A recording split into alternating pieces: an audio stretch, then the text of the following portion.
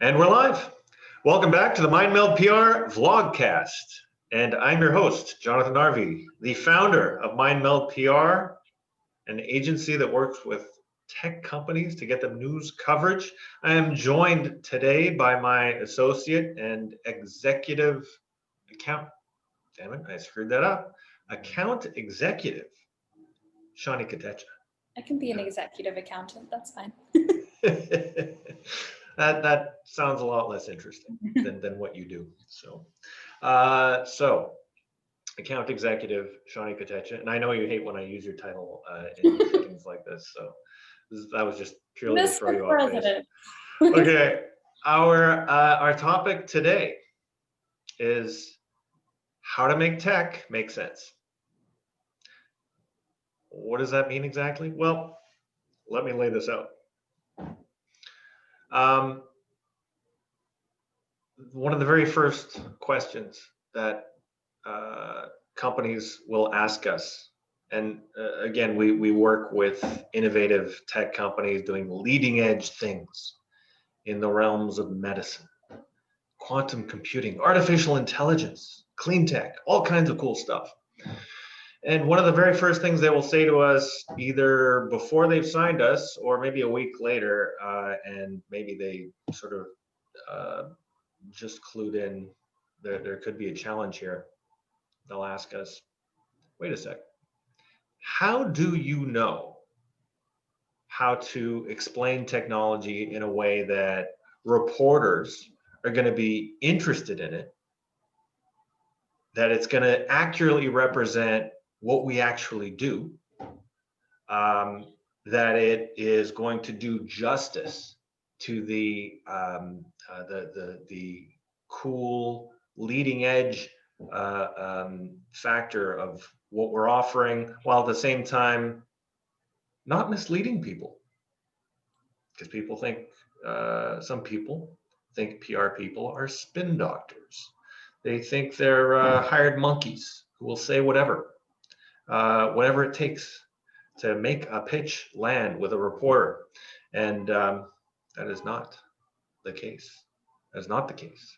We are trained professionals, and I know I'm smiling and it looks like I'm joking, but we are. I assure you, we know what we're doing. So we have an answer to this. Shawnee, what's our answer? Well, I think for me, this is the long way around it, but quite obviously, the more you understand it, the easier it is to talk about. So one of our clients works not specifically, but they work with quantum computing. And although, we don't need to spell out what quantum computing is in an article, we have to sort of know how and when they're using it and the benefits. And that's just one of the few things that I've sort of had to read about, to ask questions about. So I think that's a big part of it, is just asking the client questions and not being afraid to sound a little bit stupid sometimes, or do your own research and watch YouTube videos or read articles, or look on social media for what people are writing about it. So sort of building your own frame of context of that area of tech, even if you're not getting into the nitty-gritty, helps you sound like you know what you're talking about, at least as a start, to then ask more questions. Right. The key is that the more we know about a company and its offerings and its technology in depth, the better we can represent them. The truer we are in what we're saying, in how we're representing some kind of innovation, the better it is for our clients, the better it is for our reporters, the reporters we're reaching out to, so they're not repeating misinformation. So as you say, it's about asking the right questions. It's covering the who, what, why, when, where, and maybe how of not just, say, a technology product, but understanding what is the company about, what's their mission, what's their vision, how did they get started, who are the founders, what's their deal, why are they even interested in doing this work? They have such big brains, they could have done anything. Why are they doing this? what is interesting, what is new, what is timely, But then capturing the when. what are their competitors doing as well? Because I think that's something only the benefits of understanding that have only sort of recently dawned on me is, oh, what are the competitors doing? And they'll all be doing something slightly different. So like we work with a health tech company and there's other people that have created a similar application, but don't have it exactly the same. So understanding the nuances and how that sets the company, you want to understand apart, how it sets someone else apart. Those small differences are good in understanding, the pros and cons of the technology. Right. Perfect. So it's about, again, asking those right questions, getting to the heart of what the technology does in terms of a benefits kind of a paradigm. So what do I mean by that? It's the old marketing trick or technique of focusing on what is actually important to the end consumer, whether that's businesses or individual users. How are they using it? Are they even using it in the way that the creators intended? Because that's often not the case. Often users, customers will make use of certain features that do certain things to get a certain result. And it's as long as they're getting value from it, then and then it's worth whatever they're paying for it. So I think, yeah, from the perspective of how we as non-specialists, as non-technical people talk about tech and pitch reporters, it's about understanding what your technology does, who it benefits, and very specifically, not in a generic kind of a sense of it's just better. It's more convenient. Well, how convenient? It's 50% more convenient than the leading product on the market, or it's 80% cheaper than the next available service from a competitor, or they're in very, very rare cases, there's literally nothing else on the market that does what this does, and it's going to change your life in a very specific way. It's going to free up 2 hours of your life every day. And I think tying into the last point you just made before, it's, when you're talking about the benefits, well, that's exactly what you need to do is, yeah, it has this feature and it has this feature, but at the end of the day, what your audience and what the media wants to know is what are the actual benefits? What's the problem it's solving? So I think a lot of our press releases, well, not all of them, but a lot of them start with sort of addressing the macro problem and saying, look at what's going on. How are we going to fix this? Here's how you're going to fix it. So what's the problem? What's the solution? And then lower down, we'll sort of get into, and this is exactly what it does. And this is the little feature that you can toggle that gives you this. But that sort of large scale outside macro look. Yes, perfect. Now, I don't want to give the impression that we're and you alluded to this just now, I don't want to give the impression that we're focusing on benefits and what the product does for consumers so that we can just pitch sort of product pitches all day of check out this cool thing people can buy. That's not really what we're doing.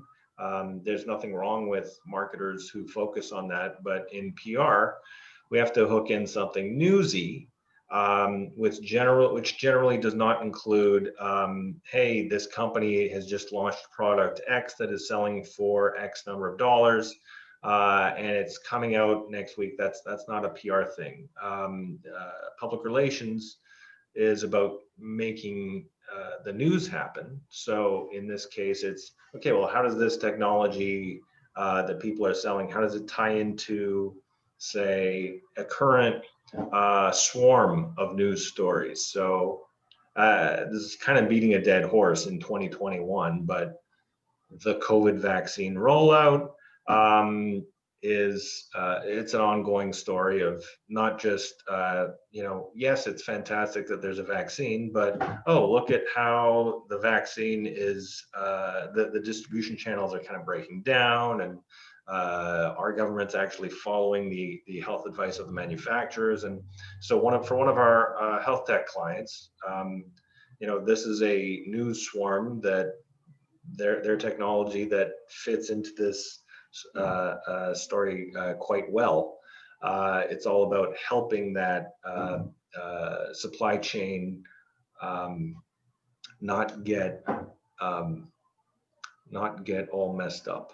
And I don't want to get into too much detail, because then for selling clients over our podcast, it's kind of lame. But just to you're always looking for the news angle, not just a, hey, this is a cool product, check it out. Yeah.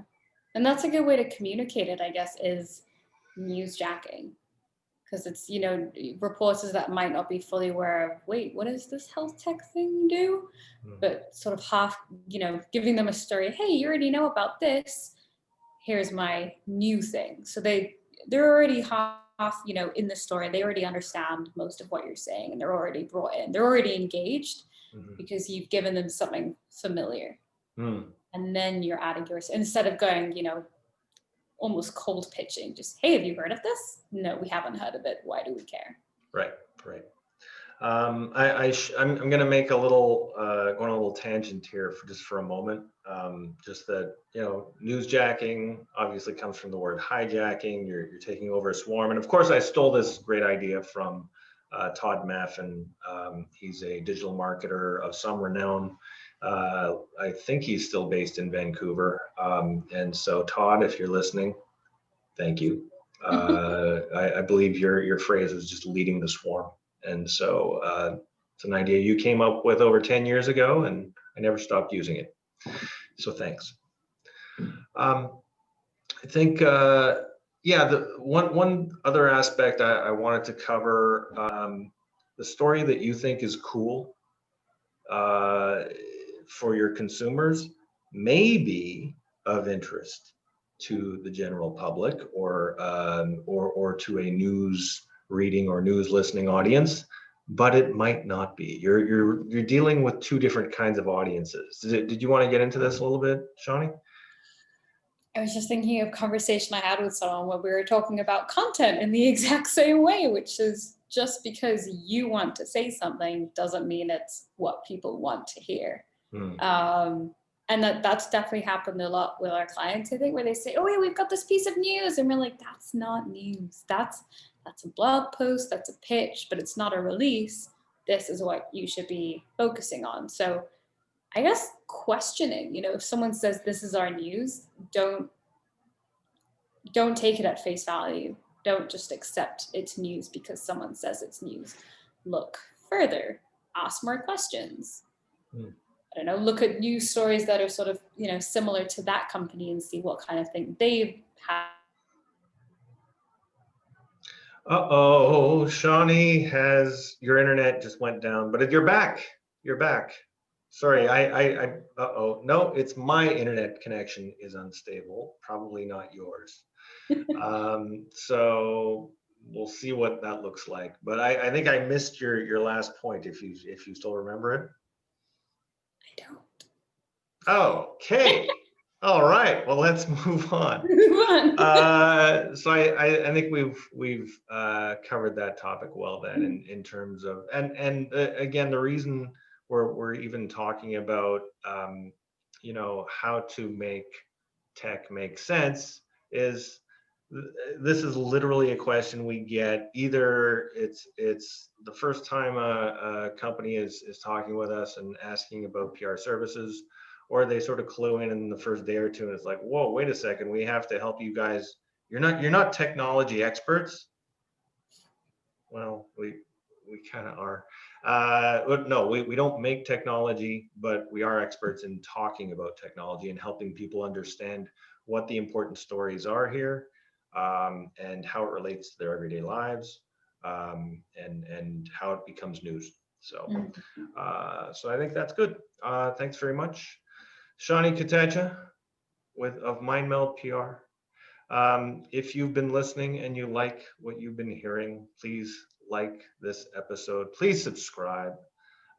Send us money, or even better, hire us, and then we'll do stuff for money, PR stuff. Okay, so I think that's about it.